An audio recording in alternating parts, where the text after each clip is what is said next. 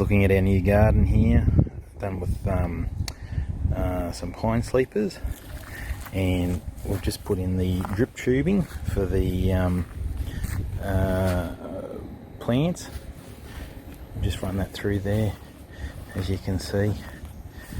We're going to get some more plants obviously for the front in time, but this is what we have at the moment, and that's our excess dirt over there in the background.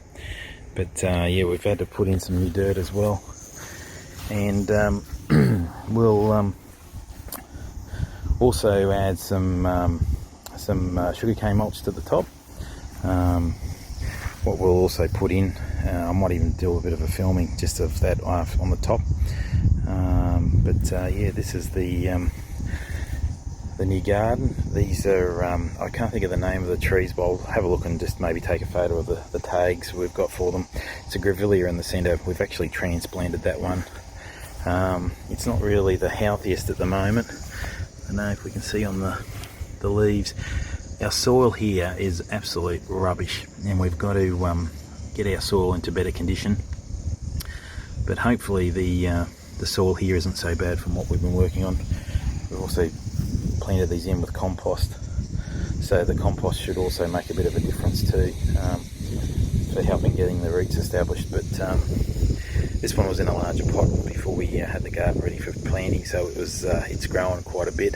With this one we only had the one smaller pot, and as you can see it hasn't done as well, but I think it'll come up pretty good once it's had a chance to establish itself. It's got a little bit burnt from when we had our really hot months, because we're up in sort of mid-Queensland, so we've had an autumn, sorry, not an autumn, a spring, where most of the days were 40 odd degrees. It was ridiculously hot, and the plants really did struggle, and that plant we had from that stage at spring. But yeah, so this is our new garden for the front. Try and take the afternoon sun off the house, and we'll try and do a bit of a film and a progression of it as it goes. And I've stained it also just in a Jarrah colour. They're a H4 rated pine sleeper, so they're you can have them in the ground submerged. They're rated for that with their treating, but we'll see how they go. Hardwood would always be nicer and better, but it was easier for us to get access to these.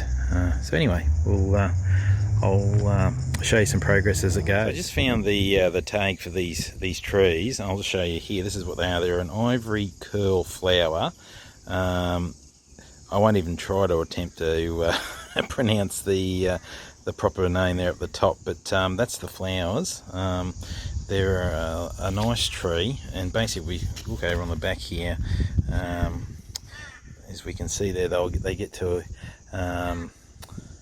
that's going to focus for us. There we go. But basically up to 30 metres in the tropics, but 4 to 6 metres in temperate, and they're an Australian native, and they'll take the full sun what we need out here. So they're meant to be a fairly hardy, easy going plant.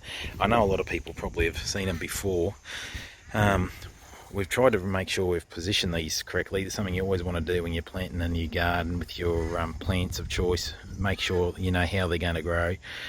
What we're going to do, this one here, it'll probably get up to about, let's say 6 or so metres, what might be up to about here, maybe a little higher.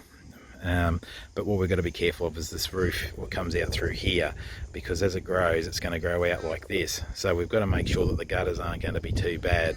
The idea is if it does get too big, we can prune it back and keep it going. And that was another reason why we can also see down here that the garden bed's been brought back, to make sure that it doesn't cause any issues whilst entering the front entrance there of the house. And if we ever have to get like a bed or something in, you can get it in through the entrance there.